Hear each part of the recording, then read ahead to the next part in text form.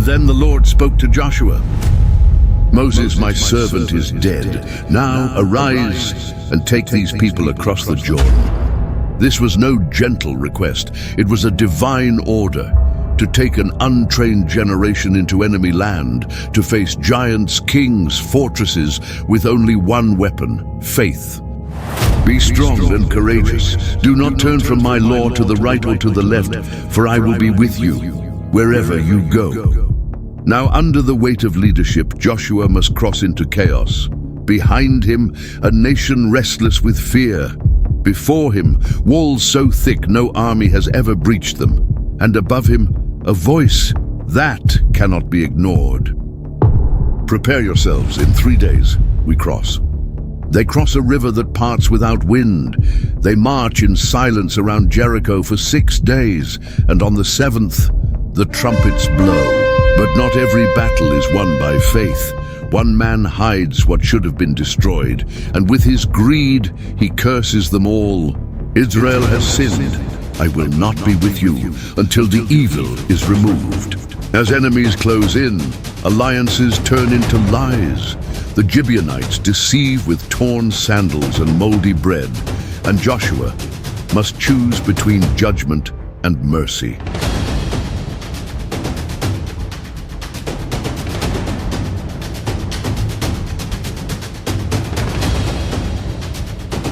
Sun stands still over Gibeon, and moon over the valley of Ajalon, and the sun did not move for an entire day. This isn't just a story of land. It's the clash of divine justice against human failure. And as the land is divided, every stone becomes a witness, and every step forward echoes one question. When you finally receive what God promised, will you still obey him?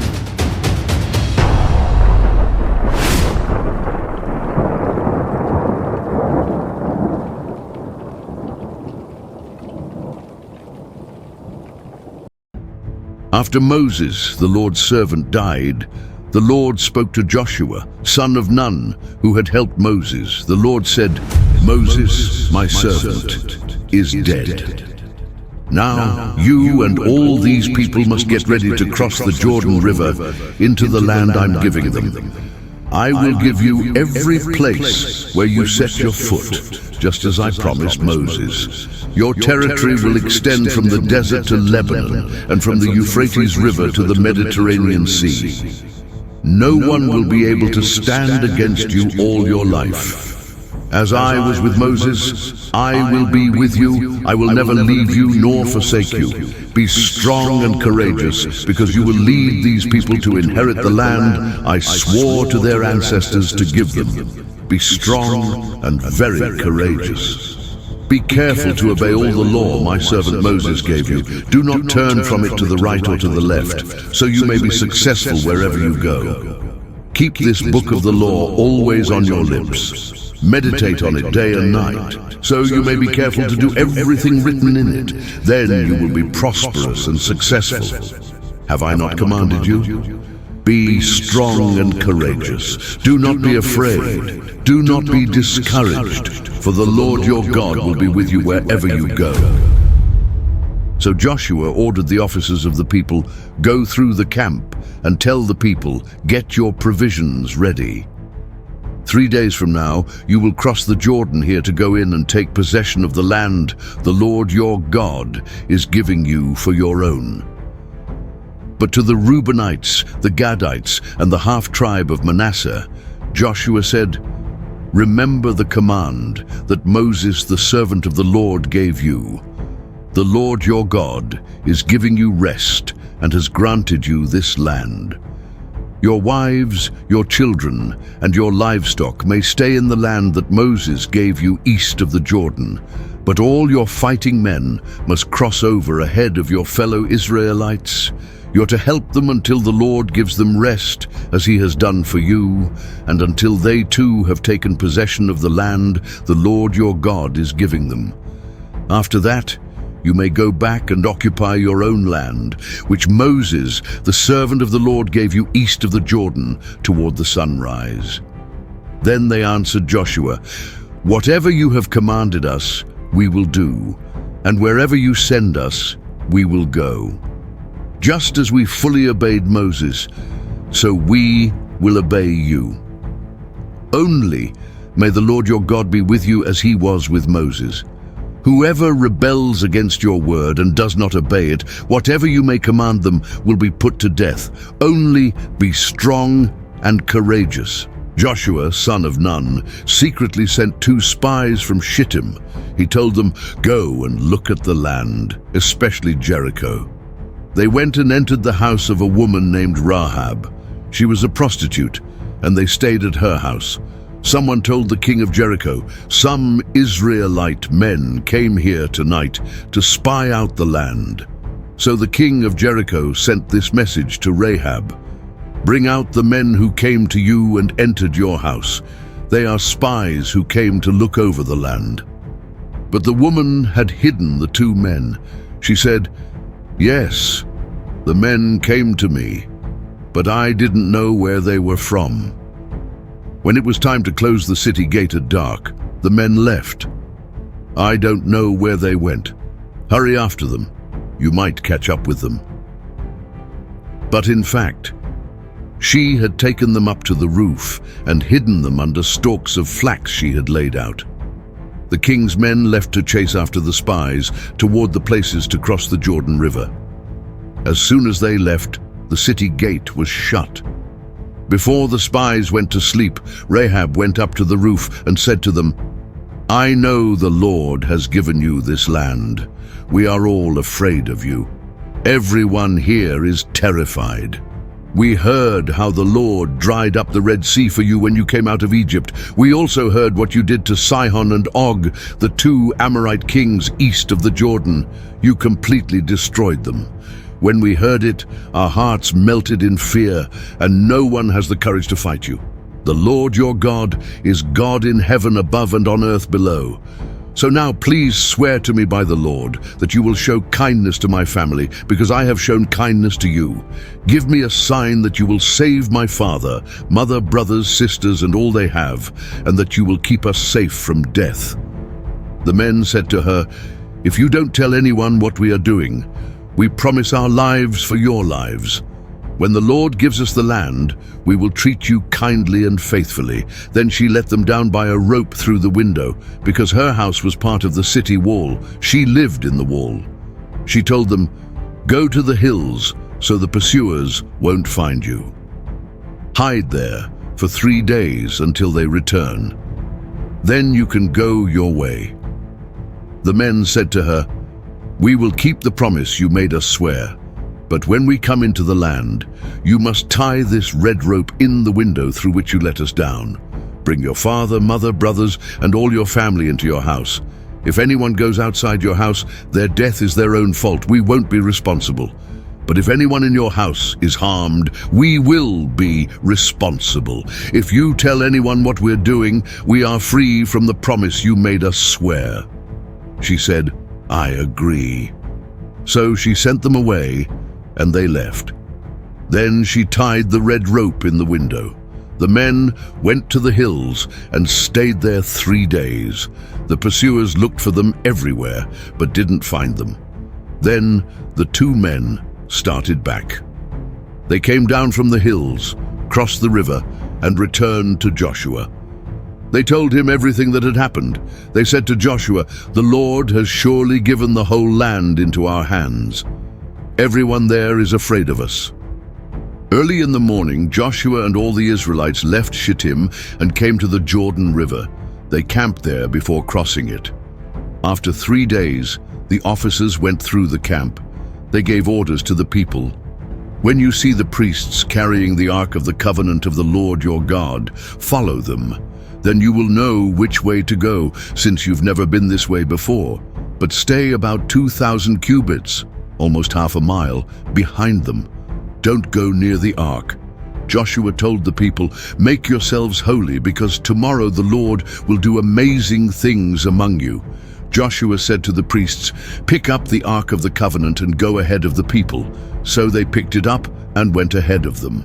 The Lord said to Joshua, "Today I will begin to make you great in the eyes of all Israel, so they will know that I am with you as I was with Moses. Tell the priests who carry the Ark of the Covenant, when you reach the edge of the Jordan's water, stand still in the river." Joshua said to the Israelites, "Come here and listen to the words of the Lord your God. This is how you will know that the living God is among you, and that he will drive out before you the Canaanites, Hittites, Hivites, Perizzites, Girgashites, Amorites, and Jebusites. See, the ark of the covenant of the Lord of all the earth will go ahead of you into the Jordan. Now choose 12 men from the tribes of Israel, one from each tribe. As soon as the priests who carry the ark of the Lord of all the earth, set foot in the Jordan, the water flowing downstream will be cut off and stand up in a heap." So when the people left their camp to cross the Jordan, the priests carrying the ark of the covenant went ahead of them. Now the Jordan overflows its banks during the harvest season. But as soon as the priests carrying the ark reached the Jordan and their feet touched the water's edge, the water from upstream stopped flowing. It piled up in a heap a great distance away at a town called Adam near Zarethan. The water flowing down to the Dead Sea was completely cut off, so the people crossed over opposite Jericho. The priests carrying the Ark of the Covenant of the Lord stood firmly on dry ground in the middle of the Jordan, while all Israel passed by until the whole nation had finished crossing on dry ground. After the whole nation had finished crossing the Jordan, the Lord said to Joshua, "Choose 12 men from among the people, one from each tribe. Tell them to take 12 stones from the middle of the Jordan, from right where the priests are standing. Carry them with you, and put them down at the place where you stay tonight." So Joshua called together the 12 men he had chosen from the Israelites, one from each tribe, and said to them, "Go to the middle of the Jordan in front of the ark of the Lord your God. Each of you is to take up a stone on your shoulder according to the number of the tribes of the Israelites to serve as a sign among you. In the future, when your children ask you, 'What do these stones mean?' tell them that the flow of the Jordan was cut off before the Ark of the Covenant of the Lord. When it crossed the Jordan, the waters were cut off. These stones are to be a lasting reminder to the people of Israel." So the Israelites did as Joshua commanded them. They took 12 stones from the middle of the Jordan, according to the number of the tribes of the Israelites, as the Lord had told Joshua. They carried them to their camp and set them down there. Joshua also set up 12 stones in the middle of the Jordan at the place where the priests who carried the ark had stood, and they are still there to this day. Now the priests who carried the ark stayed standing in the middle of the Jordan until everything the Lord had commanded Joshua was done by the people, just as Moses had told Joshua. The people hurried and crossed over. As soon as all of them had finished crossing, the ark of the Lord and the priests came to the other side while the people watched. The men of Reuben, Gad, and the half-tribe of Manasseh crossed over, armed for battle in front of the Israelites, as Moses had directed them. About 40,000 armed soldiers crossed over before the Lord to the plains of Jericho for battle. That day, the Lord made Joshua great in the eyes of all Israel, and they respected him all the days of his life, just as they had respected Moses. Then the Lord said to Joshua, "Command the priests carrying the Ark of the Covenant to come up out of the Jordan." So Joshua commanded the priests, "Come up out of the Jordan." And the priests came up out of the river carrying the Ark of the Covenant of the Lord. No sooner had they set their feet on dry ground than the waters of the Jordan returned to their place and ran at flood stage as before. On the 10th day of the first month, the people went up from the Jordan and camped at Gilgal on the eastern border of Jericho. And Joshua set up at Gilgal the 12 stones they had taken out of the Jordan. He said to the Israelites, "In the future, when your children ask their parents, 'What do these stones mean?' tell them, 'Israel crossed the Jordan on dry ground.' For the Lord your God dried up the Jordan before you until you had crossed over. The Lord your God did to the Jordan what he had done to the Red Sea when he dried it up before us until we had crossed over.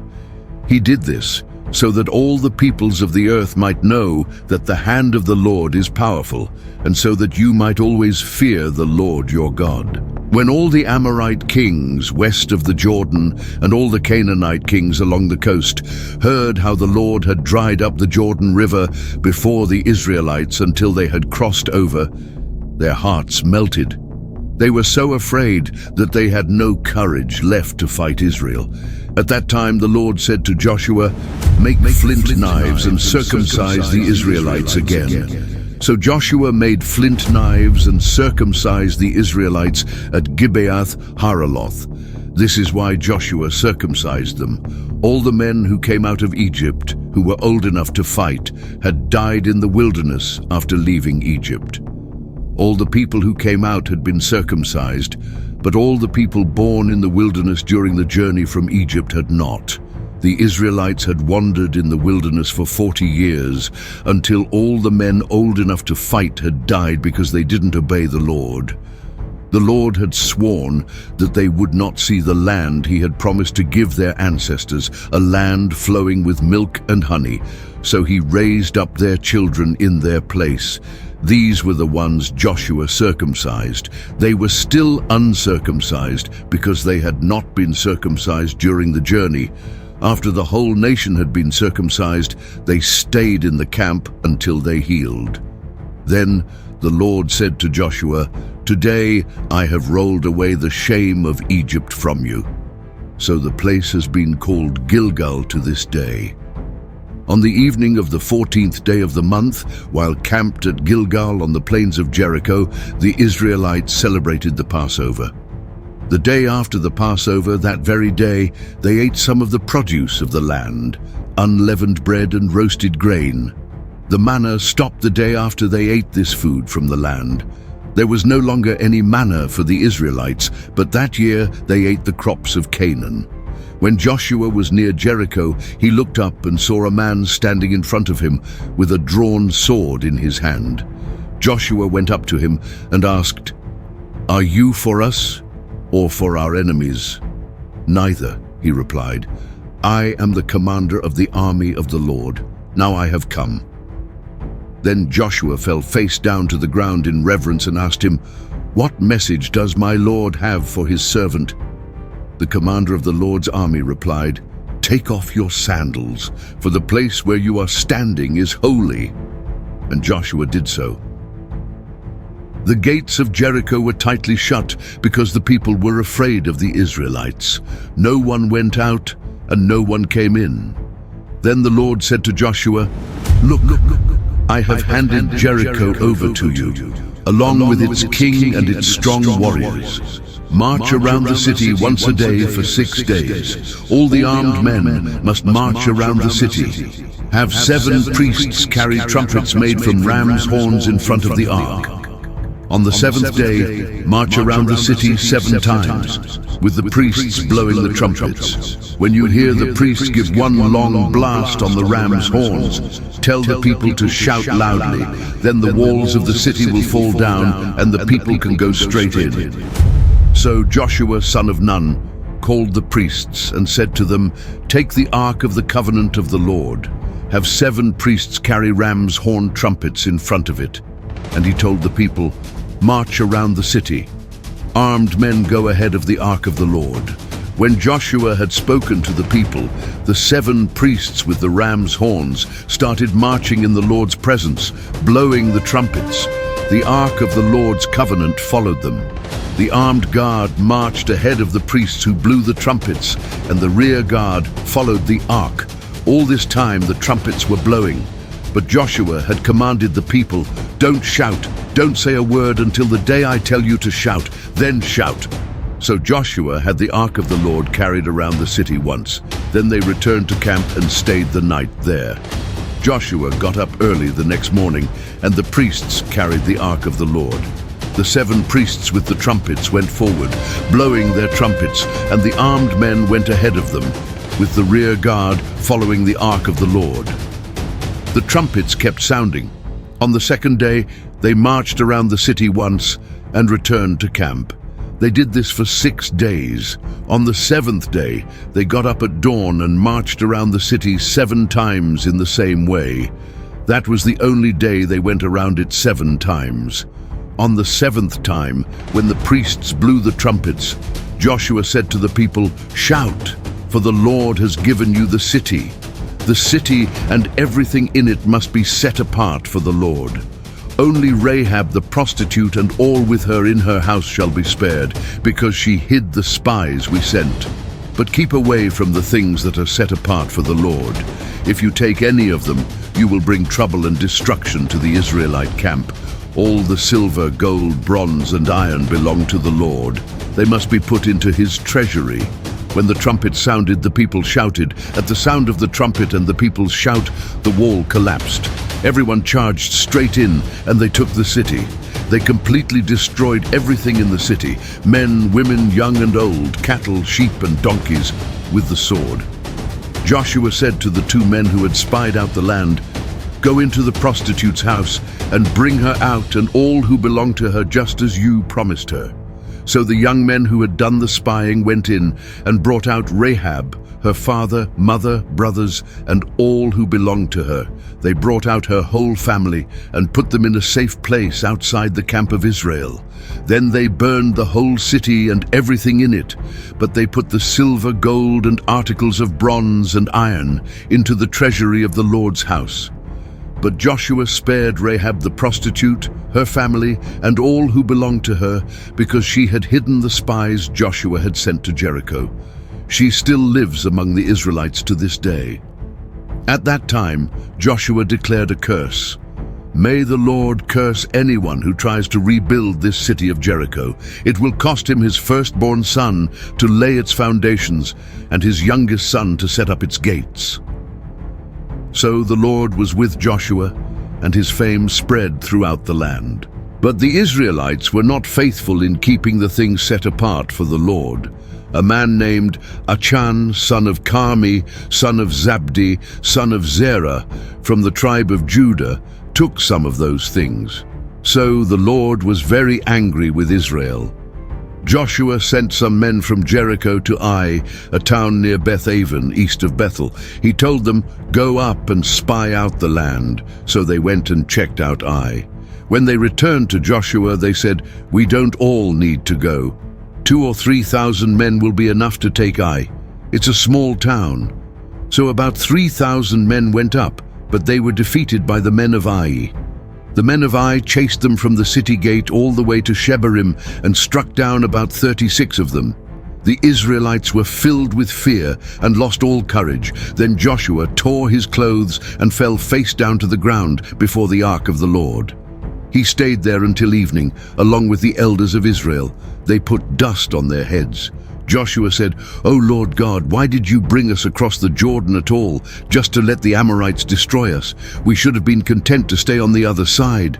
Lord, what can I say now that Israel has turned and run from their enemies? The Canaanites and everyone else in the land will hear about this. They will surround us and wipe us out. Then what will you do to defend your great name?" The Lord said to Joshua, "Stand up. Why are you lying on your face? Israel has sinned. They have broken my covenant. They stole some of the things that were set apart for destruction. They lied and hid them among their own belongings. That's why the Israelites can't stand against their enemies. They turn their backs and run because they are cursed. I will not stay with you unless you destroy the things that were supposed to be destroyed. Get up and tell the people, make yourselves holy. Tell them tomorrow the Lord says, Israel, you have things among you that must be destroyed. You will not be able to stand against your enemies until you remove them. In the morning you must present yourselves tribe by tribe. The Lord will choose one tribe. Then that tribe must come forward family by family. The Lord will choose one family. Then that family must come forward man by man. The one who is caught with the things that should have been destroyed will be burned, along with everything he has. He has broken the covenant of the Lord and has done a terrible thing in Israel. Early the next morning, Joshua had Israel come forward by tribes, and the tribe of Judah was chosen. He had the tribe of Judah come forward, and the family of the Zerahites was chosen. Then he had the Zerahite family come forward by men, and Zabdi was chosen. Joshua had Zabdi's family come forward man by man, and Achan son of Carmi was chosen. Then Joshua said to Achan, "My son, give glory to the Lord, the God of Israel. Tell the truth, don't hide anything from me."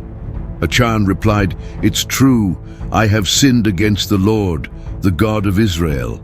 This is what I did. I saw a beautiful robe from Babylon, 200 shekels of silver, and a bar of gold, weighing 50 shekels. I wanted them and took them. They are hidden in the ground inside my tent, with the silver under them." So Joshua sent messengers, and they ran to the tent. There it was, hidden in the tent with the silver underneath. They took the things from the tent and brought them to Joshua and all the Israelites. They spread them out before the Lord. Then Joshua and all Israel took Achan, the silver, the robe, the gold bar, his sons, his daughters, his oxen, donkeys, sheep, his tent, and everything he had, and brought them to the valley of Achor. Joshua said, "Why have you brought trouble on us? The Lord will bring trouble on you today." Then all Israel stoned him. They burned the bodies and piled rocks over them. They raised a large pile of rocks over him, which remains to this day. Then the Lord turned away from his fierce anger. That place has been called the Valley of Achor, trouble, ever since. Then the Lord said to Joshua, "Don't be afraid or discouraged. Take all the army with you and go up to attack Ai. I've given the king of Ai, his people, his city, and his land into your hands. You will do to Ai and its king what you did to Jericho and its king. But this time you can keep the plunder and livestock for yourselves. Set an ambush behind the city." So Joshua and all the soldiers got ready to go up to Ai. He chose 30,000 strong and brave men and sent them out at night. He ordered them, "Set an ambush behind the city. Stay close, but don't be seen. Be ready. I and the rest of the men will approach the city. When they come out against us like they did before, we'll run away from them. They'll chase us just as they did before, and we'll run from them. Then you come out from your hiding place and take the city. The Lord your God will give it to you. When you have taken the city, set it on fire. Do what the Lord has commanded. Now go, I'm giving you the orders." So Joshua sent them out, and they went to the place of ambush and waited between Bethel and Ai, to the west of Ai. But Joshua stayed that night with the rest of the army. Early the next morning, Joshua assembled his men. He and the elders of Israel led them up to Ai. The entire army that was with him marched up and approached the city. They camped to the north of Ai, with a valley between them and the city. Joshua had taken about 5,000 men and set them in ambush between Bethel and Ai, to the west of the city. The main force was stationed north of the city, and the ambush was to the west. That night, Joshua went into the valley. When the king of Ai saw this, he and all his men hurried out early in the morning to meet Israel in battle at a place overlooking the Arabah. He didn't know there was an ambush behind the city. Joshua and all Israel let themselves be driven back. They ran toward the desert. All the men of Ai were called to chase them, and they chased Joshua and were lured away from the city. Not a man was left in Ai or Bethel who did not go after Israel. They left the city open and ran after Israel. Then the Lord said to Joshua, "Hold out toward Ai the javelin that's in your hand. I will give the city into your hand." So Joshua held out his javelin toward Ai. As soon as he did, the men in ambush rose quickly from their position and ran into the city. They captured it and quickly set it on fire. When the men of Ai looked back, they saw smoke rising from the city. They had no way to escape in any direction, and the Israelites who had been running turned to attack them. When Joshua and all Israel saw that the ambush had taken the city and that smoke was rising from it, they turned and attacked the men of Ai. The other Israelites came out of the city and trapped the men of Ai in the middle, with Israelites on both sides. They struck them down. They captured the king of Ai alive and brought him to Joshua. When Israel had finished killing all the men of Ai in the open fields and wilderness where they had chased them, and every one of them had been killed by the sword, all the Israelites returned to Ai and killed those who were left. 12,000 men and women died that day, all the people of Ai. Joshua kept holding out his javelin until all the people of Ai were destroyed, but Israel kept the animals and goods from the city for themselves, as the Lord had commanded Joshua. So Joshua burned Ai and made it a permanent heap of ruins, a desolate place to this day. He hung the king of Ai on a tree and left him there until evening. At sunset, Joshua had him taken down and thrown at the city gate. They piled a big heap of rocks over him, which remains to this day. Then Joshua built an altar to the Lord, the God of Israel, on Mount Ebal, just as Moses, the servant of the Lord, had commanded the Israelites. He built it using uncut stones, as instructed in the law of Moses. They offered burnt offerings and fellowship offerings there to the Lord. There Joshua copied on stones the law of Moses in front of the Israelites. All Israel, including foreigners and native-born, elders, officials, and judges, stood on both sides of the ark in front of the priests carrying it. Half stood in front of Mount Gerizim and half in front of Mount Ebal, as Moses had commanded earlier for the blessing of the people. Then Joshua read every word of the law, the blessings and the curses, just as written in the book of the law. There wasn't a single word that Moses had commanded that Joshua didn't read to the whole assembly of Israel, including women, children, and foreigners living among them. When all the kings west of the Jordan heard about what had happened, those in the hill country, the western hills, and along the coast of the Mediterranean Sea, as far as Lebanon, the Hittites, Amorites, Canaanites, Perizzites, Hivites, and Jebusites, they all joined together to fight against Joshua and Israel. But when the people of Gibeon heard what Joshua had done to Jericho and Ai, they decided to trick him. They pretended to be messengers from far away. They packed old sacks on their donkeys, old wineskins that were cracked and mended, wore old patched sandals on their feet, and old clothes. All the bread they carried was dry and moldy. They went to Joshua in the camp at Gilgal and said to him and the Israelites, "We have come from a distant country. Make a peace treaty with us." But the Israelites said to the Hivites, "How do we know you live far away? Maybe you live near us. We can't make a treaty with you if you do." They said to Joshua, "We are your servants." But Joshua asked, "Who are you? Where did you come from?" They answered, "We come from a very far country. We've heard of the fame of the Lord your God, everything he did in Egypt, and what he did to the 2 kings of the Amorites east of the Jordan, Sihon king of Heshbon and Og king of Bashan at Ashtaroth. Our leaders and everyone living in our country told us, 'Take provisions for your journey and go meet them. Say to them, we are your servants, make a treaty with us.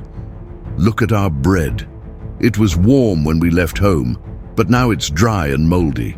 These wineskins were new when we filled them, but now they're cracked, and our clothes and sandals are worn out because of the long journey.' The Israelites looked at their supplies, but they didn't ask the Lord what to do. So Joshua made a peace treaty with them to let them live. The leaders of the people confirmed it with an oath. 3 days after making the treaty, the Israelites found out the Gibeonites lived nearby, right in the land. So the Israelites set out and came to their cities on the 3rd day. Their cities were Gibeon, Kephirah, Beeroth, and Kiriath Jearim. But the Israelites didn't attack them because the leaders had sworn an oath in the name of the Lord, the God of Israel. The whole assembly complained against the leaders. But the leaders said, "We've given them our oath in the name of the Lord. We can't touch them now. This is what we'll do. We'll let them live so we won't be punished for breaking the oath we made." The leaders added, "Let them live, but make them woodcutters and water carriers for the entire community." So the people kept the leaders' promise. Then Joshua summoned the Gibeonites and said, "Why did you lie to us and say you were from far away when you lived near us? Now you're under a curse. You'll always serve as woodcutters and water carriers for the house of my God." They answered Joshua, "Your servants were clearly told how the Lord your God had commanded Moses to give you the whole land and to wipe out all its people. We feared for our lives because of you, so we did this. Now we're in your hands. Do to us whatever seems good and right to you." So Joshua saved them from being killed by the Israelites, but he made them woodcutters and water carriers for the community and for the altar of the Lord at the place the Lord would choose. And that's what they still do today. When Adoni-Zedek, king of Jerusalem, heard that Joshua had captured Ai and destroyed it, as he had done to Jericho and its king, he also heard that the people of Gibeon had made peace with Israel and were living among them. He and his people were very afraid, because Gibeon was a big city, like one of the royal cities, and its men were strong. So Adoni-Zedek, king of Jerusalem, sent a message to Hoham, king of Hebron, Piram, king of Jarmuth, Japhia, king of Lachish, and Debir, king of Eglon, saying, "Come and help me attack Gibeon, because it has made peace with Joshua and the Israelites." So the 5 kings of the Amorites, Jerusalem, Hebron, Jarmuth, Lachish, and Eglon, joined forces. They and their armies surrounded Gibeon and attacked it. The people of Gibeon sent a message to Joshua at Gilgal. "Don't abandon us. Come quickly and save us. Help us, because all the Amorite kings living in the hill country have joined forces against us." So Joshua and his entire army, including all his best warriors, went up from Gilgal. The Lord said to Joshua, "Do not be afraid of them. I have handed them over to you. Not one of them will be able to stand against you." Joshua marched all night from Gilgal and surprised them. The Lord caused the Amorites to panic before Israel. Israel defeated them completely at Gibeon. Then they chased them down the road toward Beth-horon and struck them down all the way to Azekah and Makkedah. As the Amorites ran from the Israelites down the hill from Beth-horon, the Lord hurled large hailstones on them from the sky all the way to Azekah. More died from the hailstones than by the swords of the Israelites. On the day the Lord gave the Amorites over to Israel, Joshua spoke to the Lord in front of Israel. He said, "Sun, stand still over Gibeon. Moon, over the valley of Aijalon." So the sun stood still and the moon stopped until Israel defeated its enemies. This is written in the book of Jasher. The sun stayed in the middle of the sky and didn't go down for about a whole day. There has never been a day like it before or since, when the Lord listened to a man. The Lord was fighting for Israel. Then Joshua and all Israel returned to the camp at Gilgal. Meanwhile, the 5 kings ran away and hid in a cave at Makkedah. Someone told Joshua, "The 5 kings are hiding in a cave at Makkedah." Joshua said, "Roll large stones over the mouth of the cave and put some men there to guard it. But don't stay there yourselves. Chase your enemies and attack them from behind. Don't let them get back to their cities, for the Lord your God has given them into your hands." So Joshua and the Israelites defeated them completely, but a few escaped to their walled cities. Then the whole army returned safely to Joshua at the camp at Makkedah. No one dared to speak against the Israelites. Joshua said, "Open the mouth of the cave and bring out those 5 kings to me." They brought the 5 kings out, Jerusalem, Hebron, Jarmuth, Lachish, and Eglon.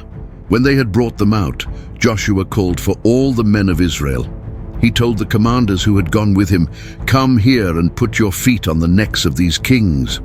So they came and put their feet on their necks. Joshua said, "Don't be afraid or discouraged. Be strong and brave. This is what the Lord will do to all the enemies you are going to fight."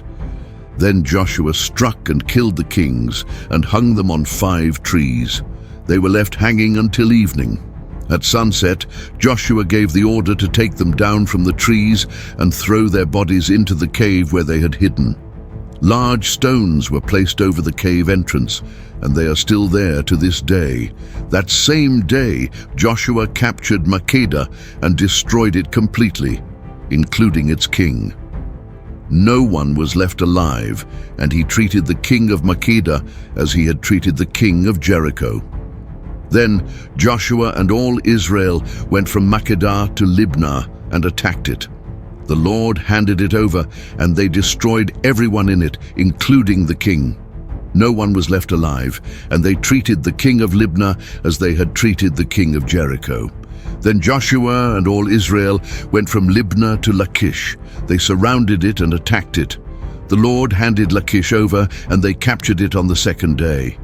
They destroyed everyone in it, just as they had done to Libnah. Then Horam, king of Gaza, came to help Lachish, but Joshua defeated him and his army. No one was left alive. Then Joshua and all Israel went from Lachish to Eglon. They surrounded it and attacked it. That day they captured Eglon and destroyed everyone in it, just as they had done to Lachish. Then Joshua and all Israel went from Eglon to Hebron and attacked it. They captured it and destroyed everyone in it, including the king and all nearby towns. No one was left alive, just as they had done to Eglon. Then Joshua and all Israel turned back and attacked Debir. Then Joshua and all Israel turned back and attacked Debir. They captured the city, its king, and its villages. They destroyed everyone in it, as they had done to Hebron and Libnah. So Joshua conquered the whole southern region, the hill country, the Negev, the western hills, and the mountain slopes, completely destroying all their kings and leaving no one alive. He did it all in one campaign because the Lord, the God of Israel, fought for Israel. Joshua conquered everything from Kadesh Barnea to Gaza and from Goshen to Gibeon. All these kings and their lands Joshua conquered at one time because the Lord God of Israel was fighting for Israel. Then Joshua and all Israel returned to the camp at Gilgal.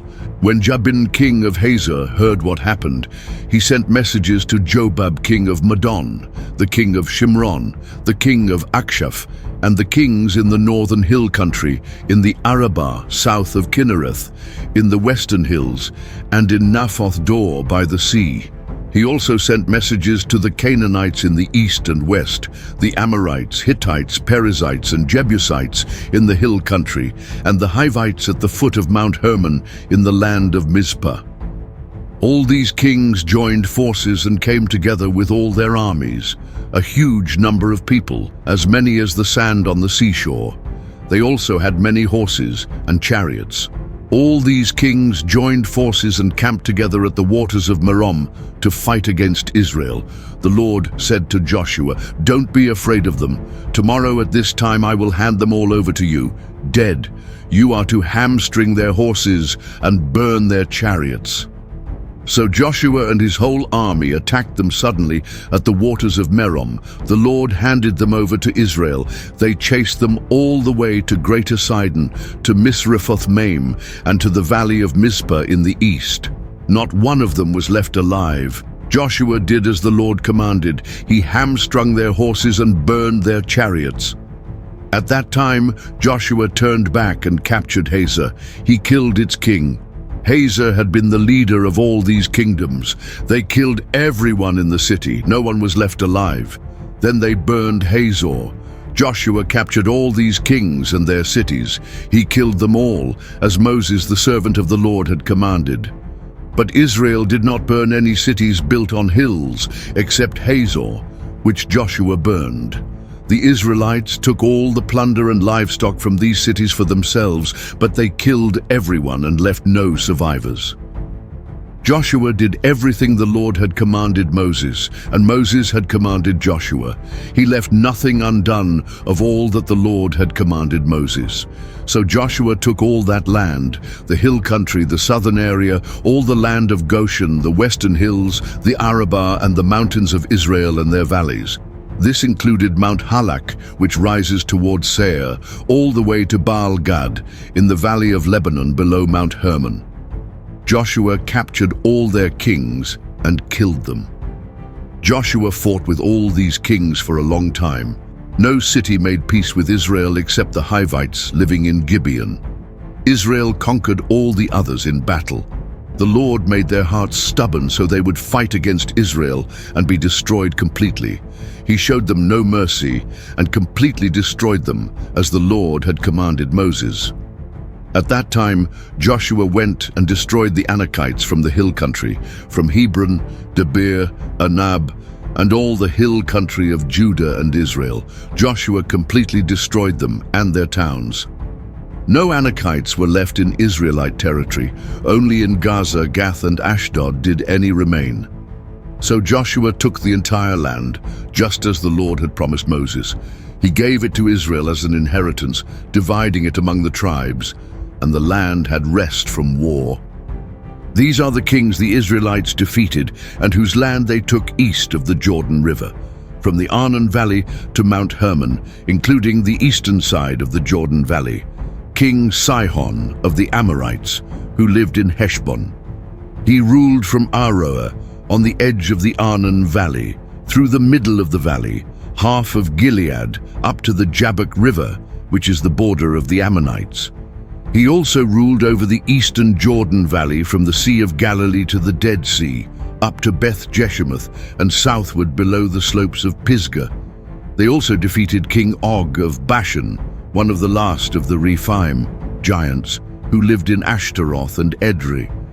He ruled over Mount Hermon, Salekah, all of Bashan, up to the borders of the Geshurites and Maccathites, and half of Gilead, up to the border of King Sihon of Heshbon.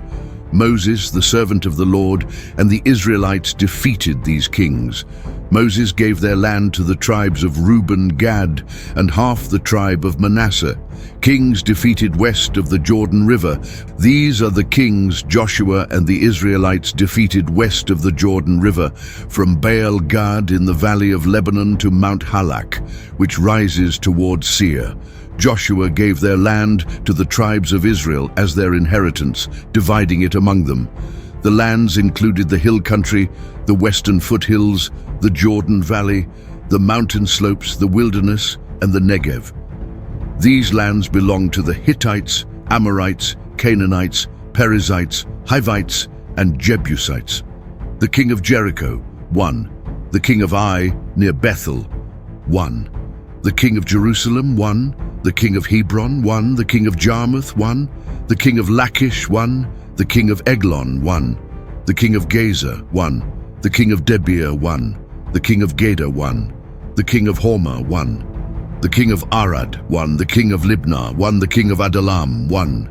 The king of Makkedah, 1. The king of Bethel, 1. The king of Tappuah, 1. The king of Hepher, 1. The king of Aphek, 1. The king of Lasharon, 1. The king of Madon, 1. The king of Hazor, 1. The king of Shimron Meron, 1. The king of Akshaph, 1. The king of Tanakh, 1. The king of Megiddo, 1. The king of Kedesh, 1. The king of Jokneam in Carmel, 1. The king of Dor in Naphath Dor, 1. The king of Goyim in Gilgal, 1. The king of Tirzah, 1. In total, 31 kings were defeated. Joshua was now very old. The Lord said to him, "You are old, and there is still much land left to be taken. This is the land that remains, all the regions of the Philistines and the Geshurites, from the Shihor River east of Egypt to the border of Ekron in the north. This is considered Canaanite territory. The 5 Philistine rulers of Gaza, Ashdod, Ashkelon, Gath, and Ekron, the Avites in the south. All the land of the Canaanites, from Meara of the Sidonians to Aphek, to the border of the Amorites, the area of the Gibeonites, all Lebanon to the east, from Baal Gad below Mount Hermon to Lebo Hamath. All the inhabitants of the hill country from Lebanon to Misrephoth Maim, all the Sidonians. I myself will drive them out before the Israelites. Be sure to assign this land to Israel as an inheritance, just as I have instructed you. Now divide this land among the 9 tribes and the half-tribe of Manasseh." The other half-tribe, along with the tribes of Reuben and Gad, had already received their inheritance east of the Jordan River, as Moses, the servant of the Lord, had given them. Their territory extended from Aroer on the edge of the Arnon Valley including the town in the middle of the valley, the entire plateau of Medeba, as far as Dibon, all the cities of King Sihon of the Amorites, who reigned in Heshbon, up to the border of the Ammonites, Gilead, the territory of the Geshurites and Maccathites, all of Mount Hermon, and all of Bashan, up to Salekah, the entire kingdom of Og in Bashan, who reigned in Ashtaroth and Edrei. He was the last of the Rephaim. Moses had defeated them and driven them out. But the Israelites did not drive out the Geshurites and Maccathites. They continue to live among Israel to this day. But to the tribe of Levi, Moses gave no inheritance. The offerings made by fire to the Lord, the God of Israel, are their inheritance, as he promised them. Moses had given the tribe of Reuben an inheritance according to their clans. Their territory extended from Aroer on the edge of the Arnon Valley, including the town in the middle of the valley, the entire plateau by Medeba, Heshbon and all its towns on the plateau, Dibon, Bamoth Baal, Beth Baal Meon, Jahaz, Kedemoth, Mephath, Kiriathaim, Sibma, Zereth Shahar on the hill in the valley, Beth Peor, the slopes of Pisgah, and Beth Jeshimoth. All the cities on the plateau and the entire kingdom of Sihon, king of the Amorites, who reigned in Heshbon. Moses had defeated him and the chiefs of Midian, Evi, Rechem, Zur, Hur, and Reba, princes allied with Sihon, who lived in that land. The Israelites also killed Balaam son of Beor, who practiced divination, with the sword among the others they killed. The boundary of the Reubenites was the Jordan River.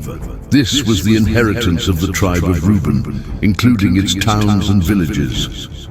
Moses had given the tribe of Gad an inheritance according to their clans.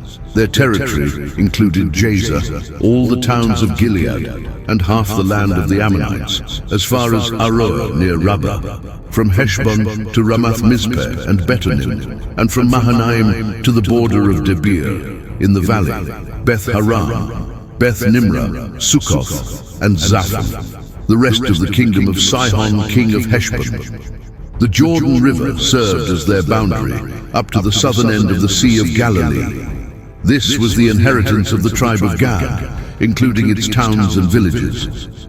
Moses had given half the tribe of Manasseh an inheritance according to their clans. Their territory extended from Mahanaim through all of Bashan, the entire kingdom of Og king of Bashan, including all the towns of Jair in Bashan, 60 towns in total. Half of Gilead and Ashtaroth and Edrei, the royal cities of Og in Bashan, were given to the descendants of Machir, son of Manasseh, for half of the descendants of Machir according to their clans. These were the territories Moses had distributed as an inheritance on the plains of Moab, east of the Jordan River, across from Jericho. But to the tribe of Levi, Moses had given no inheritance. The Lord, the God of Israel, is their inheritance, as he promised them. Division of the land west of the Jordan. The Israelites received their land in Canaan. Eleazar the priest, Joshua son of Nun, and the leaders of the tribes assigned the land to them. They assigned the land by casting lots, as the Lord had commanded through Moses, for the 9.5 tribes. Moses had already given land to the 2.5 tribes east of the Jordan River. But he did not give any land to the Levites. The descendants of Joseph had become 2 tribes, Manasseh and Ephraim. The Levites were given no land, only towns to live in, with pasture lands for their animals. So the Israelites divided the land just as the Lord had commanded Moses. Caleb's inheritance. The people of Judah came to Joshua at Gilgal. Caleb, son of Jephunneh the Kenizzite, said, "You know what the Lord said to Moses about you and me at Kadesh Barnea. I was 40 years old when Moses sent me from Kadesh Barnea to explore the land. I brought back a report according to my convictions, but my fellow Israelites who went with me made the people afraid. I, however, followed the Lord my God wholeheartedly. So, on that day, Moses swore to me, 'The land where your feet have walked, will be your inheritance and that of your children forever, because you have followed the Lord my God wholeheartedly. Now, just as the Lord promised, he has kept me alive for 45 years since he said this to Moses, while Israel moved about in the wilderness. So here I am today, 85 years old. I am still as strong today as the day Moses sent me out. I'm just as vigorous to go out to battle now as I was then. Now give me this hill country that the Lord promised me that day. You heard then that the Anakites were there, and their cities were large and fortified. But with the Lord helping me, I will drive them out, just as he said. Then Joshua blessed Caleb son of Jephunneh and gave him Hebron as his inheritance. So Hebron has belonged to Caleb son of Jephunneh the Kenizzite ever since, because he followed the Lord, the God of Israel, wholeheartedly. Hebron used to be called Kiriath Arba after Arba, who was the greatest man among the Anakites. Then the land had rest from war. The land given to the tribe of Judah, divided by families, reached south to the border of Edom, as far as the wilderness of Zin in the south. Their southern border started at the southern end of the Dead Sea. It went south of Scorpion Pass, continued to Zin, then went up south of Kadesh Barnea, past Hezron, went up to Adar, and turned toward Karka. It passed along to Asmon and joined the brook of Egypt, ending at the Mediterranean Sea. This was their southern border. The eastern border was the Dead Sea up to the mouth of the Jordan River. The northern border started from the Bay of the Sea at the mouth of the Jordan, went up to Beth Hoglah, passed north of Beth Arabah, and went up to the stone of Bohan, son of Reuben. The border went up to Debir from the valley of Achor, turned north to Gilgal, facing the pass of Adumim, south of the gorge, continued to the waters of En-Shemesh, and came out at En-Rogel. Then it went up the valley of Ben-Hinnom, along the southern slope of the Jebusite city, Jerusalem, climbed to the top of the hill west of the Hinnom Valley, at the northern end of the valley of Rephaim. From the hilltop, the border headed toward the spring of the waters of Nephtoah, came out at the towns of Mount Ephron, and went down toward Baalah, Kiriath Jearim. It curved westward from Baalah to Mount Seir, ran along the northern slope of Mount Jearim, Kesalon, continued down to Beth Shemesh, and crossed to Timnah. It went to the northern slope of Ekron, turned toward Shikkeron, passed along to Mount Baalah, and reached Jabneel. The border ended at the sea. The western border was the Mediterranean Sea. These were the borders of the land given to the tribe of Judah, divided by families. As the Lord commanded Joshua, he gave Caleb son of Jephunneh a portion in Judah, Kiriath Arba, Hebron. Arba was the father of Anak. Caleb drove out from Hebron the three sons of Anak, Sheshai, Ahiman, and Talmai. From there he marched against the people living in Debir, formerly called Kiriath Sepher. Caleb said, "I will give my daughter Achsah in marriage to the man who attacks and captures Kiriath Sepher." Othniel son of Kenaz, Caleb's brother, captured it. So Caleb gave his daughter Achsah to him in marriage. When Achsah came to Othniel, she urged him to ask her father for a field. She got off her donkey, and Caleb asked her, "What can I do for you?" She replied, "Do me a special favor. Since you have given me land in the Negev, give me also springs of water." So Caleb gave her the upper and lower springs. Towns in Judah's territory. This is the inheritance of the tribe of Judah, divided by families.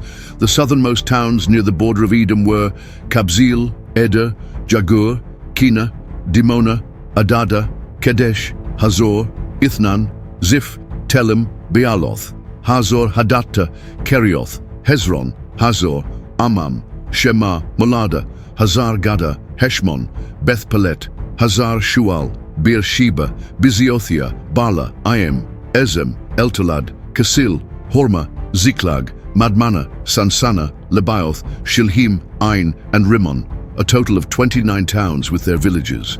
In the western foothills, Eshtaol, Zorah, Ashna, Zanoah, Enganim, Tapua, Enam, Jarmuth, Adullam, Soko, Azekah, Shaaraim, Aditaim, Gederah, and Gederothaim, 14 towns with their villages.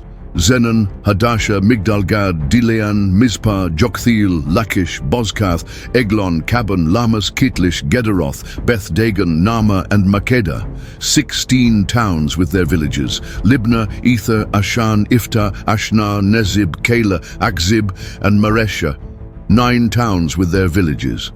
Ekron with its surrounding settlements and villages. From Ekron to the sea, all that were by the side of Ashdod with their villages. Ashdod, its towns and villages.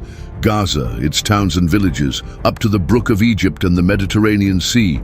In the hill country, Shamir, Jatir, Soko, Dana, Kiriath Sana, Debir, Anab, Eshtemo, Anim, Goshen, Holon, and Gilo, 11 towns with their villages. Arab, Duma, Ishan, Janim, Beth Tapua, Afika, Humta, Kiriath Arba, Hebron, and Zior, 9 towns with their villages. Maon, Carmel, Ziph, Juttah, Jezreel, Jokdeam, Zanoah, Kain, Gibeah, and Timnah, 10 towns with their villages. Halhul, Beth Zur, Gedor, Marath, Bethanoth, and Eltekon, 6 towns with their villages. Kiriath Baal, Kiriath Jearim, and Rabbah, 2 towns with their villages. In the wilderness, Beth Arabah, Middin, Sekakah, Nibshan, the city of Salt, and En-Gedi, 6 towns with their villages. But the people of Judah could not drive out the Jebusites living in Jerusalem. So the Jebusites live there with the people of Judah to this day. The land given to Joseph's descendants started at the Jordan River near Jericho, east of the city's waters. It went through the wilderness up into the hill country of Bethel. From Bethel, also called Luz, it continued to Ataroth, which belonged to the Archites. Then it went west to the area of the Japhletites, down to Lower Beth Horon, and on to Gaza, ending at the Mediterranean Sea. So the descendants of Joseph, Manasseh, and Ephraim received their land. The land for Ephraim's families started at Ataroth Adar on the east and went to Upper Beth Horon. From there, it extended to the sea. On the north, it went from Mikmethath, turned east to Tanath Shiloh, and passed by it to Janoah on the east. Then it went down from Janoah to Ataroth and Nara, touched Jericho, and ended at the Jordan River. From Tapua, the border went west to the Kana ravine and ended at the sea. This was the land given to Ephraim's families. Some towns and their villages within Manasseh's territory were also given to Ephraim. But the people of Ephraim did not drive out the Canaanites living in Gezer. So the Canaanites still live among them today, but they are forced to work for them. The land was also given to the tribe of Manasseh, Joseph's oldest son. Machir, Manasseh's oldest son and the father of Gilead, was a great soldier. He had already received Gilead and Bashan on the east side of the Jordan. Land was also given to the rest of the families of the tribe of Manasseh: Abiezer, Helek, Azriel, Shechem, Hepher, and Shemida. These were the male descendants of Manasseh, son of Joseph, divided by families. Zelophehad, son of Hepher, had no sons, only daughters. Their names were Mahlah, Noah, Hoglah, Milcah, and Tirzah. They went to Eleazar the priest, Joshua son of Nun, and the leaders. They said, "The Lord commanded Moses to give us land, just as to the men." So Joshua gave them land, just as the Lord had said. 10 shares of land went to Manasseh, in addition to the land in Gilead and Bashan, east of the Jordan, because the daughters of Manasseh received land like the sons. The rest of the people of Manasseh received their land in Gilead. The land of Manasseh went from Asher to Mikmethath, east of Shechem. The border went south to the people living at En-Tapua. Manasseh had the land of Tapua, but Tapua itself on the border of Manasseh belonged to the Ephraimites. Then the border continued south along the Kana ravine. These cities belonged to Ephraim, even though they were in the middle of Manasseh's land. The border of Manasseh ran along the north side of the ravine and ended at the sea. The south side of the territory belonged to Ephraim, and the north side belonged to Manasseh. The sea was the western border. Asher was on the north, and Issachar was on the east. Within the land of Issachar and Asher, Manasseh had these towns: Beth-shan, Ibleam, Dor, Endor, Tanach, and Megiddo, each with its surrounding villages. But the people of Manasseh were not able to take these cities, because the Canaanites kept living there. Later, when the Israelites became stronger, they forced the Canaanites to work for them, but they never completely drove them out. The descendants of Joseph said to Joshua, "Why have you given us only one part of the land as our share? We have many people because the Lord has blessed us greatly." Joshua replied, "If you have so many people, go up into the forest and clear land for yourselves in the hill country of the Perizzites and Rephaites, since the hill country of Ephraim is too small for you." But the people of Joseph said, "The hill country is not enough for us. All the Canaanites in the valley have iron chariots, those in Beth-shan and its surrounding towns, and those in the valley of Jezreel." Joshua said to the people of Joseph, Ephraim, and Manasseh, "You have many people and great strength. You will have more than one share of land. The hill country will be yours. Even though it's a forest, you can clear it, and it will be yours. You will drive out the Canaanites, even though they are strong and have iron chariots." All the Israelites gathered at Shiloh and set up the tent of meeting there. The land was now under their control, but 7 tribes of Israel had not yet received their share of the land. Joshua said to the Israelites, "How long will you wait before taking the land the Lord, the God of your ancestors, has given you? Choose 3 men from each tribe. I will send them to go and map out the land. They should write a description of it, dividing it into 7 parts. Then they will come back to me. You must divide the land into 7 parts. Judah will stay in its territory in the south, and the tribes of Joseph will remain in theirs in the north. After you map out and write descriptions of the 7 parts, bring them here to me. I will cast lots for you here in the presence of the Lord our God. The Levites don't get any land. Their share is serving the Lord. The tribes of Gad, Reuben, and half of Manasseh have already received land east of the Jordan, given by Moses, the servant of the Lord." So the men got ready to go. Joshua told them, "Go, explore the land and write down what you find. Then come back, and I will cast lots for you here in Shiloh before the Lord." So the men left, traveled through the land, and wrote down a description of it by towns, divided into 7 parts. Then they returned to Joshua in the camp at Shiloh. Joshua cast lots for them in the presence of the Lord at Shiloh. There he divided the land among the Israelites according to their tribal divisions. The first lot came up for the tribe of Benjamin, according to its families. Their territory lay between the tribes of Judah and Joseph. On the north side, their border began at the Jordan River, went up the north slope of Jericho, and continued into the hill country westward, ending at the wilderness of Beth-aven. From there it went south to Luz, also called Bethel, down to Ataroth Adar, on the hill south of Lower Beth Horon. The border curved around the west side, going south from the hill near Beth Horon, and ending at Kiriath Baal, also called Kiriath Jearim, a town of Judah. This was the western border. The southern border started at the edge of Kiriath Jearim and went to the springs of Nephtoah. It went down to the foot of the hill, facing the valley of Ben Hinnom, north of the valley of Rephaim. Then continued down the Hinnom Valley along the southern slope of the Jebusite city, Jerusalem. It went down to En-Rogel. From there it curved north, went to En-Shemesh, then to Geliloth, near the Adumim Pass, down to the stone of Bohan, son of Reuben, passed north to the slope of Beth Arabah, and went down into the Arabah. It continued to the northern slope of Beth Hoglah and ended at the northern bay of the Dead Sea, at the mouth of the Jordan River. This was the southern border. The Jordan River was the eastern border. These were the boundaries around the land given to the tribe of Benjamin. Towns for Benjamin's tribe. The towns for the tribe of Benjamin, by families included Jericho, Beth Hogla, Emek Keziz, Beth Arabah, Zemaraim, Bethel, Avim, Para, Ophrah, Kephar Ammoni, Ophni and Geba, 12 towns with their villages.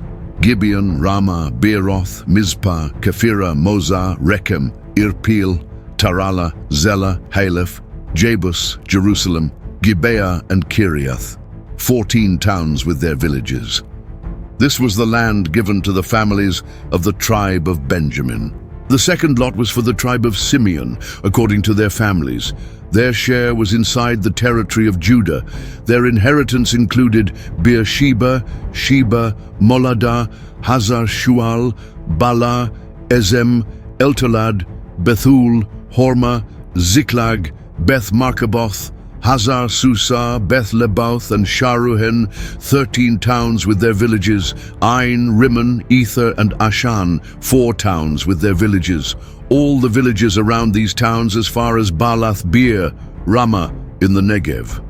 This was the inheritance of the tribe of Simeon. Simeon's share was taken from Judah's portion, because Judah's land was more than it needed. So Simeon got their inheritance inside Judah's territory. Land for Zebulun. The third lot was for the tribe of Zebulun, according to their families. The border of their land went as far as Sarid. It went west to Maralah, touched Dabbesheth, and reached the stream near Jokneam. Then it turned east toward the sunrise to Kisloth Tabor, and went to Daberath, and up to Japhia. From there it continued east to Gath Hepher and Eth Kazin, came out at Rimmon, and turned toward Neah. The border turned north to Hanathon and ended at the valley of Ifta El. It included the towns of Katath, Nahalal, Shimron, Idalah and Bethlehem, 12 towns with their villages. These towns and villages were the inheritance for Zebulun's families. Land for Issachar. The fourth lot was for the tribe of Issachar, according to their families. Their land included Jezreel, Kesuloth, Shunem, Hapharaim, Shion, Anaharath, Rabbith, Kishion, Ebez, Remeth, En-Ganim, En-Haddah, and Beth Pazez. The border touched Tabor, Shahazuma and Beth Shemesh and ended at the Jordan, 16 towns with their villages.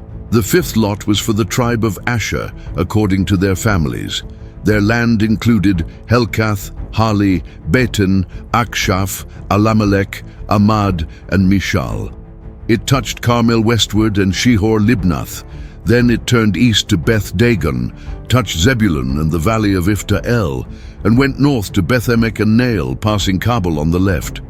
It went to Abdon, Rehob, Hammon and Canah, as far as Greater Sidon. Then the border turned toward Ramah, and the fortified city of Tyre turned toward Hosah, and ended at the sea near Akzib, Ummah, Aphek, and Rehob, 22 towns with their villages. These towns and villages were the inheritance of the tribe of Asher. Land for Naphtali. The sixth lot was for Naphtali, according to their families. Their border went from Heleph and the oak in Zaananim, past Adami Nekeb and Jabneel to Lakum, and ended at the Jordan. The border turned west to Aznoth Tabor, went to Hukok, touched Zebulun in the south, Asher in the west, and the Jordan in the east. Their fortified cities were Ziddim, Zer, Hamath, Rakath, Kinnereth, Adamah, Ramah, Hazor, Kedesh, Edrei, En-Hazor, Iron, Migdal El, Horem, Beth Anath, and Beth Shemesh, 19 towns with their villages. These towns and villages were the inheritance of the tribe of Naphtali, land for Dan. The seventh lot was for the tribe of Dan, according to their families. Their land included Zorah, Eshtaol, Irshemesh, Shalabin, Ajalon, Ithla, Elon, Timnah, Ekron, Elteke, Gibbethon, Baalath, Jehud, Beneberak, Gath-Rimmon, Mejarkon, and Rakon, with the area facing Joppa. But the Danites had trouble taking their territory, so they attacked Leshem, captured it, put the people to the sword, took it, and settled there. They renamed it Dan after their ancestor. These towns and villages were the inheritance of the tribe of Dan, land for Joshua. When they finished dividing the land, the Israelites gave Joshua, son of Nun, a portion among them. They gave him the town he asked for, Timnath-Serah in the hill country of Ephraim. He built up the town and lived there. These were the territories assigned by Eleazar the priest, Joshua son of Nun, and the heads of the tribal families of Israel. They divided the land by casting lots before the Lord at the entrance of the tent of meeting at Shiloh. So they finished dividing the land. Then the Lord spoke to Joshua. He said, "Tell the Israelites to choose the cities of refuge, just as I commanded through Moses. Anyone who accidentally kills someone can run to one of these cities. They will be safe there from the person trying to get revenge. When someone runs to one of these cities, they must stop at the entrance of the city gate and explain what happened to the city leaders. Then the leaders must let the person into the city and give them a place to live safely. If the family of the dead person comes to take revenge, the city leaders must not hand over the one who killed, because it was an accident and not done out of hate. The person must stay in that city until they stand trial before the people and until the high priest who is serving at that time dies. Then the person can go back to their own home and town where they ran from." So they set apart these cities: Kadesh in Galilee in the hill country of Naphtali, Shechem in the hill country of Ephraim, and Hebron, also called Kiriath Arba, in the hill country of Judah. On the east side of the Jordan River, across from Jericho, they chose Bezer in the desert plains in the tribe of Reuben, Ramoth in Gilead from the tribe of Gad, and Golan in Bashan from the tribe of Manasseh. These were the cities chosen for all the Israelites and for the foreigners living among them. Anyone who killed someone accidentally could run to one of these cities. Then they would not be killed by the avenger of blood before standing trial in front of the people. The leaders of the Levite families approached Eleazar the priest, Joshua son of Nun, and the heads of the Israelite tribes.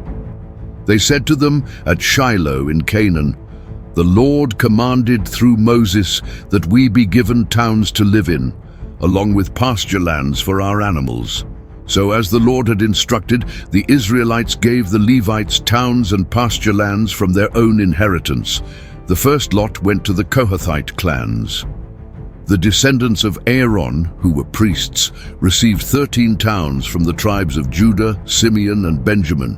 The rest of the Kohathites received 10 towns from the tribes of Ephraim, Dan, and the half-tribe of Manasseh. The Gershonites received 13 towns from the tribes of Issachar, Asher, Naphtali, and the half-tribe of Manasseh in Bashan. The Merarites received 12 towns from the tribes of Reuben, Gad, and Zebulun. The Israelites assigned these towns and pasture lands to the Levites by casting lots, as the Lord had commanded through Moses. Towns for the descendants of Aaron, priests. From the tribes of Judah and Simeon, they gave the following towns. These were for the descendants of Aaron, from the Kohathite clans of the Levites. They gave them Kiriath Arba, also known as Hebron, in the hill country of Judah, along with its surrounding pasture lands. Arba was the forefather of Anak. But the fields and villages around the city were given to Caleb, son of Jephunneh, as his possession.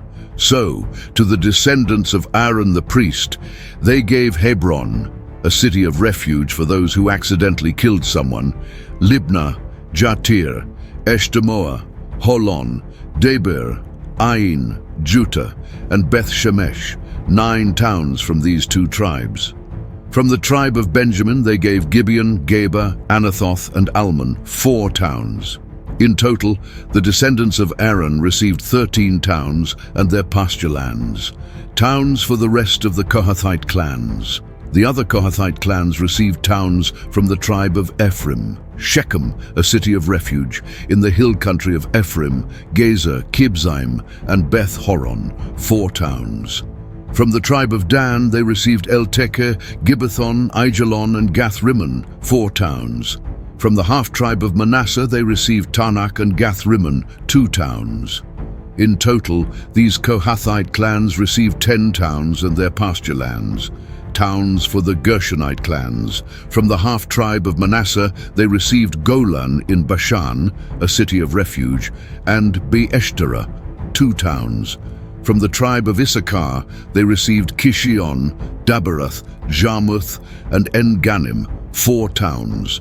From the tribe of Asher, they received Mishal, Abdon, Helkath, and Rehob, 4 towns. From the tribe of Naphtali, they received Kadesh in Galilee, a city of refuge, Hamath Dor, and Kartan, 3 towns. In total, the Gershonites received 13 towns and their pasture lands. Towns for the Merarite clans. From the tribe of Zebulun, they received Jokneam, Karta, Dimnah, and Nahalal, 4 towns. From the tribe of Reuben, they received Bezer, Jahaz, Kedemoth, and Mephath, 4 towns. From the tribe of Gad, they received Ramoth in Gilead, a city of refuge, Mahanaim, Heshbon, and Jazer, 4 towns. In total, the Merarites received 12 towns and their pasture lands. Altogether, the Levites received 48 towns and their surrounding pasture lands. Each of these towns had its own pasture lands. God fulfills his promises. So the Lord gave Israel all the land he had promised to their ancestors, and they took possession of it and settled there. The Lord gave them rest on every side, just as he had sworn to their ancestors. Not one of their enemies stood against them. The Lord gave all their enemies into their hands. Not one of all the Lord's good promises to Israel failed. Every one was fulfilled. Then Joshua called together the tribes of Reuben, Gad, and the half-tribe of Manasseh. He said to them, "You have done everything Moses, the servant of the Lord, commanded you, and you have also obeyed me in everything I told you. You have not deserted your fellow Israelites for a long time. You have been careful to obey the Lord your God. Now that the Lord your God has given peace to your fellow Israelites, just as he promised, go back to your own homes, to the land Moses gave you east of the Jordan River. But be very careful to obey the law that Moses gave you. Love the Lord your God, walk in his ways, obey his commands, stay close to him, and serve him with all your heart and soul." Then Joshua blessed them and sent them away. They went back to their homes. Moses had given land to half the tribe of Manasseh in Bashan. Joshua gave land to the other half with their fellow tribes in the west. When Joshua sent them home, he blessed them. He said, "Go back to your homes with great wealth, with large herds, silver, gold, bronze, iron, and many clothes. Share the plunder from your enemies with your fellow Israelites." So the tribes of Reuben, Gad, and the half-tribe of Manasseh left the rest of the Israelites at Shiloh in Canaan and returned home to Gilead, the land they received by the command of the Lord through Moses. When they came to the region near the Jordan in Canaan, they built a large, impressive altar by the Jordan River. When the rest of the Israelites heard what they had done, they said, "The Reubenites, Gadites, and half-tribe of Manasseh have built an altar on the border of Canaan near the Jordan." So the whole community of Israel gathered at Shiloh to go to war against them. They sent Phinehas, son of Eleazar the priest, to the land of Gilead to talk to Reuben, Gad, and the half-tribe of Manasseh. With him were 10 leaders, one from each of the tribes of Israel, the heads of their families. When they arrived, they said, 16, "Why are you turning against the Lord? Why have you built an altar to rebel against him? Don't you remember what happened with the sin at Peor? We still suffer because of it. This sin brought a plague on us. Now you are turning away from the Lord again. If you rebel today, tomorrow he will be angry with all of Israel. If your land is unclean, come over to the Lord's land, where his tabernacle stands. But don't rebel by building your own altar besides the altar of the Lord our God. Remember Achan? He kept some things devoted to destruction, and God's anger fell on all of Israel. He was not the only one who died for his sin." Their defense: Then the Reubenites, Gadites, and the half-tribe of Manasseh replied, "The mighty one, God, the Lord, he knows the truth. If we built this altar to turn away from him or to offer sacrifices on it, may the Lord punish us. But we did not build it for sacrifices or offerings. We did it because we were worried. One day your children might say to our children, 'You have no part in the Lord.' They might say, 'The Lord made the Jordan a boundary between us. You're not part of the Lord's people.' So we said, 'Let's build an altar, not for sacrifices, but as a witness between us and you and all future generations, that we worship the Lord too, at his altar, with our offerings and sacrifices. Then your children can't say we don't belong to the Lord.' We said, 'If they ever say that, we will reply, look at this replica of the Lord's altar our ancestors built. It is not for sacrifices, but as a witness between us and you.' We would never rebel against the Lord or stop following him by building an altar for sacrifices, offerings, or burnt offerings, only the altar of the Lord our God at his tabernacle." When Phinehas and the leaders heard this, they were pleased. Phinehas said, "Now we know the Lord is among us, because you did not sin against him. You saved Israel from God's anger." Then Phinehas and the leaders returned to the Israelites in Canaan and gave their report. The Israelites were glad. They praised God and stopped talking about going to war. The Reubenites and Gadites named the altar, "A witness between us that the Lord is God." A long time passed after the Lord gave Israel peace from all their enemies. Joshua was now very old. He called all Israel together, the leaders, elders, judges, and officials. He said to them, "I am very old. You have seen everything the Lord your God has done to all these nations for your sake. The Lord your God has fought for you. I have given you the land of these nations as your inheritance. This includes the land of those who remain, as well as those we already defeated, from the Jordan River to the Mediterranean Sea in the west. The Lord your God will force them out for you. You will take possession of their land, just as the Lord promised. Be strong. Be careful to obey everything written in the book of the law of Moses. Don't turn away from it. Don't mix with these nations that are left. Don't say the names of their gods or swear by them. Don't serve them or bow down to them. Hold firmly to the Lord your God, as you have done until now. The Lord has driven out great and powerful nations before you. No one has been able to stand against you.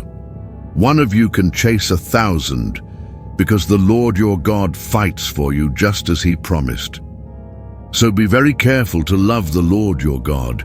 But if you turn away and join with the nations that remain among you, if you intermarry and associate with them, then know for sure that the Lord will no longer drive these nations out for you. Instead, they will become traps and snares for you, whips on your backs and thorns in your eyes, until you perish from this good land the Lord has given you. Now I am about to die, as everyone must. You know with all your heart and soul that not one of the Lord's good promises has failed. Everyone has come true, but just as all the good things the Lord promised have happened, so he will bring punishment if you break his covenant. He will destroy you from this good land. If you violate the covenant of the Lord your God and serve other gods, his anger will burn against you, and you will quickly be destroyed from the land he has given you." Joshua gathered all the tribes of Israel at Shechem. He called together the elders, leaders, judges, and officials, and they stood before God. Joshua said to all the people, "This is what the Lord, the God of Israel, says. Long ago your ancestors, including Terah, the father of Abraham and Nahor, lived beyond the Euphrates River and worshipped other gods. But I took your father Abraham from that land and led him throughout Canaan. I gave him many descendants. I gave him Isaac, and to Isaac I gave Jacob and Esau. I gave Esau the hill country of Seir, but Jacob and his children went to Egypt. Then I sent Moses and Aaron, and I brought terrible plagues on Egypt. Later, I brought you out. When I brought your people out of Egypt, you came to the sea. The Egyptians chased after your ancestors with chariots and horsemen to the Red Sea. But they cried out to the Lord, and he put darkness between you and the Egyptians. He brought the sea over them and covered them. You saw with your own eyes what I did to Egypt. Then you lived in the wilderness for a long time. I brought you to the land of the Amorites east of the Jordan. They fought against you, but I gave them into your hands. I destroyed them before you, and you took their land. Then Balak son of Zippor, king of Moab, prepared to fight Israel. He sent for Balaam son of Beor to curse you, but I would not listen to Balaam, so he blessed you again and again, and I delivered you from his hand. Then you crossed the Jordan and came to Jericho. The people of Jericho fought against you, as did the Amorites, Perizzites, Canaanites, Hittites, Girgashites, Hivites, and Jebusites, but I gave them into your hands. I sent hornets ahead of you to drive them out, 2 kings of the Amorites. It was not by your sword or bow. I gave you a land you didn't work for and cities you didn't build. You live in them and eat from vineyards and olive groves you didn't plant. Now fear the Lord and serve him faithfully. Throw away the gods your ancestors worshipped beyond the Euphrates River and in Egypt. Serve the Lord only. But if serving the Lord seems wrong to you, then choose today whom you will serve, whether the gods your ancestors served or the gods of the Amorites in whose land you live. But as for me and my house, we will serve the Lord." Then the people answered, "Far be it from us to forsake the Lord and serve other gods. It was the Lord our God who brought us and our parents up out of Egypt from that land of slavery. He did great signs before our eyes. He protected us and brought us through nations. The Lord drove out before us all the nations, including the Amorites. We too will serve the Lord, because he is our God." Joshua said to the people, "You are not able to serve the Lord. He is a holy and jealous God. If you forsake him and serve foreign gods, he will turn and bring disaster on you after all the good he has done." But the people said, "No, we will serve the Lord." Then Joshua said, "You are witnesses against yourselves that you have chosen to serve the Lord." And they said, "We are witnesses." "Now then," Joshua said, "throw away the foreign gods among you and turn your hearts to the Lord, the God of Israel." And the people said, "We will serve the Lord our God and obey him." On that day, Joshua made a covenant for the people, and there at Shechem he gave them laws and rules. Joshua wrote these things in the book of the law of God. Then he took a large stone and set it up under the oak near the holy place of the Lord. He said, "This stone will be a witness against us. It has heard all the words the Lord said to us. It will be a witness against you if you are untrue to your God." Then Joshua dismissed the people to their own inheritance. After these things, Joshua son of Nun, the servant of the Lord, died at the age of 110. They buried him in the land of his inheritance, at Timnath-Serah in the hill country of Ephraim, north of Mount Gaash. Israel served the Lord throughout the lifetime of Joshua and of the elders who outlived him and had seen everything the Lord had done for Israel. Joseph's bones, which the Israelites had brought from Egypt, were buried at Shechem in the plot of land Jacob had bought. This land became the inheritance of Joseph's descendants. Eleazar son of Aaron died and was buried at Gibeah, the town given to his son Phinehas in the hill country of Ephraim. Now it's your turn. After every battle, every command, every moment of faith and failure, what did you learn from the book of Joshua? What verse shook you? What lesson will you carry into your own life? Drop your thoughts in the comments. Let's not just read history. Let's live the legacy.